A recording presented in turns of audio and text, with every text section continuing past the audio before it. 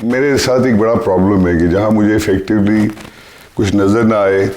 और दूसरी बात ये है कि पीपल्स पार्टी को वैसे भी ज़रूरत नहीं है हम जैसे लोगों की, तो शायद इस वजह से भी बहुत अरसे से मैं साइड लाइन था। लेकिन मैं आपसे बताऊं, मैं ज्वाइन करता हूं तो लोग मुझे मदद करते हैं। तो ये IPP के महमूद मौलवी साहब का बहुत शुक्रिया, और ज़ाहिर है जहांगीर तरीन, अलीम खान, इन सब की लीडरशिप। देखिए, इंडिपेंडेंट है, नई पार्टी अगर आप कहें तो नहीं है ये, लेकिन साथ साथ नई भी है। और मुझे शौक़ बड़ा है इस बुढ़ापे में अपने आप को कुछ ऐसा करने का। पॉलिटिक्स को आप जानते हैं, और पॉलिटिशियंस को जिस तरह से आप एंकर हजरात जिस तरह से पॉलिटिशियंस को देखते हैं,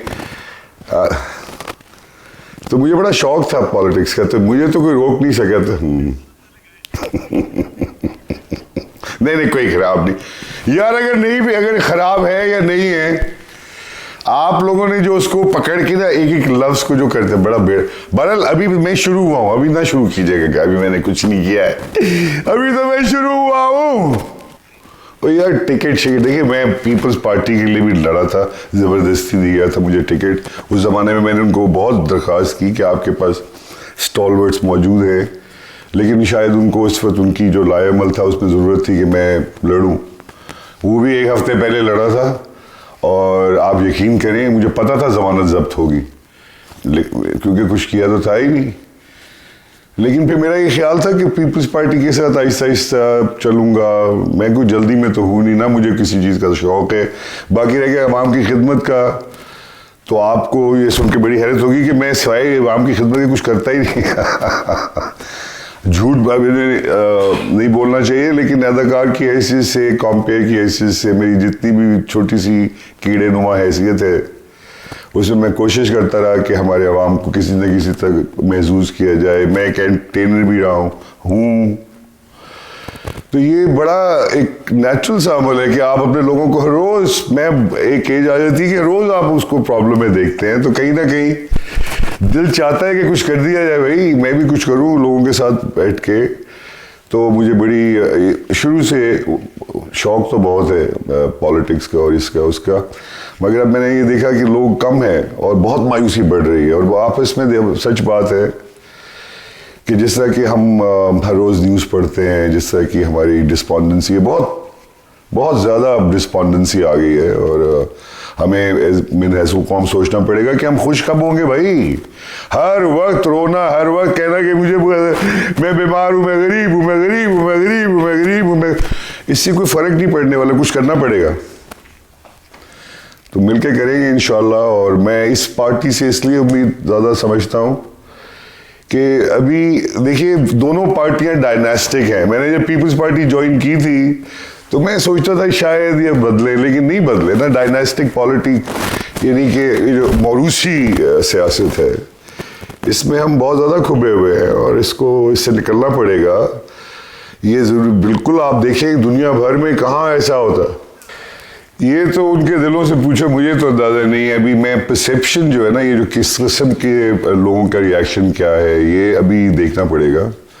क्योंकि मैं पॉलिटिक्स में तो क्योंकि आ गया था पहले, तो उस वक्त जो रिएक्शन आया था वो तो काफ़ी स्ट्रॉन्ग था।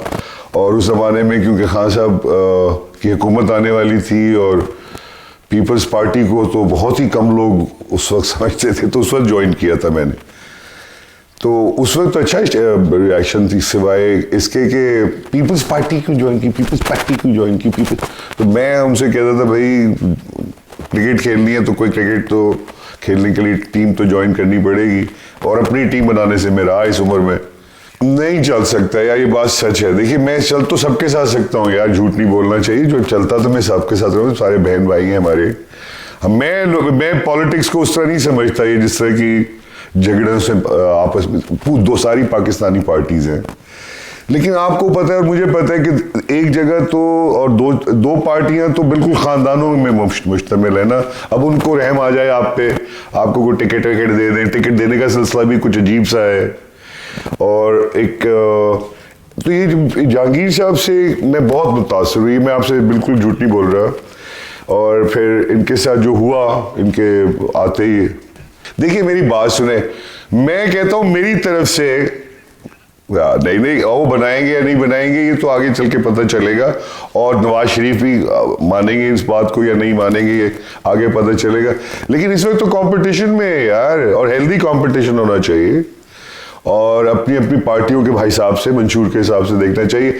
आई थिंक IPP इस्तेकाम पार्टी जो है इस वक्त सबसे एक ऐसी इंडिपेंडेंट पार्टी, इसको पाकिस्तानियों को सोचना चाहिए, इन्हीं को वोट दे के इनको ले आए, सबको अलग कर ले।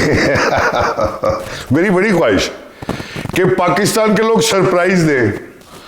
यार मेरी तो सारी ख्वाहिशें मेरी बीवी ने ख़त्म कर दी, अब मैं सिर्फ पाकिस्तान के लोगों की ख्वाहिशें पूरी करने आया हूँ, और इस उम्र में अब ख्वाहिशें ज़्यादा रखना भी।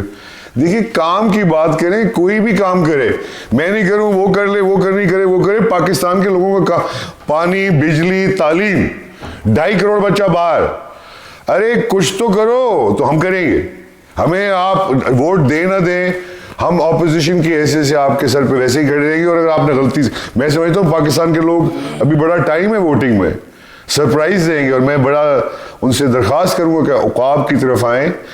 इन सबको तो आपने देखा हुआ है, हमें भी देखें, क्या पता हमारे पास वो सारी चीज़ें मौजूद हों, क्योंकि देखिए जब तक यार कोई पाकिस्तान के लिए भी सोचे, इस मुल्क के लिए, तो मैंने लोगों ने कोशिश की होगी, मैं ये नहीं कह रहा, लेकिन साथ साथ ये भी है कि नए लोगों को थोड़ा सा चांस दें। पुराने देख लिया आपने, वही करेंगे जो पहले करते रहे, उनके बच्चे भी वही करेंगे जो उनके बाप बाप करते रहे, ये मुझे अंदाज़ा है। मैं कोई सियासी बात नहीं कर रहा, नहीं देखिए मेरी बात सुने, एक मिनट, नहीं देखिए ऐसे नहीं, एक मिनट आप मेरी बात सुने। Politics is the art of impossible, right. आप देखें एक तो क्या किया दोनों गवर्नमेंट पार्टीज ने गवर्नमेंट में आके, वो एक हिस्ट्री है पूरी आपके सामने, मेरे सामने, कोई नई चीज तो नहीं की। फिर खान साहब को मौका तो दिया ना, क्योंकि लोग चाहते हैं कि कुछ हो भाई, कब तक पड़े रहेंगे। आपके साथ इंडिया में देखें क्या हो रहा है, मुसलमान के ऐसे खून के आंसू रोता हूं मैं रोज कि अयोध्या में क्या, वो कोई पूछने वाला नहीं है, क्योंकि वहां मेजॉरिटी है मोदी के पास। तो देखें वो क्या क्या कर गया। आप लड़ते रहते हैं सारे के सारे, आपके सारे लीडरान लड़ते हैं, और वेंजेंस और इंतकाम की पॉलिटिक्स है आपकी, कोई रिफॉर्मेटिव पॉलिटिक्स नहीं है।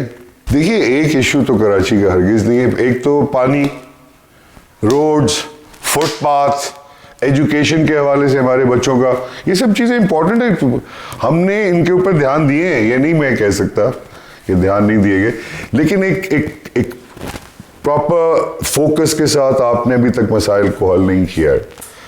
2.5 करोड़ बच्चे बाहर है। कराची का सबसे बड़ा मसला तो एथनिक प्रॉब्लम है, सिंधी, महाजे, बलोच, पठान, इनको आपने कभी मोहब्बत करने नहीं दी एक दूसरे से, आपने हमेशा इनको लड़ाई रखा।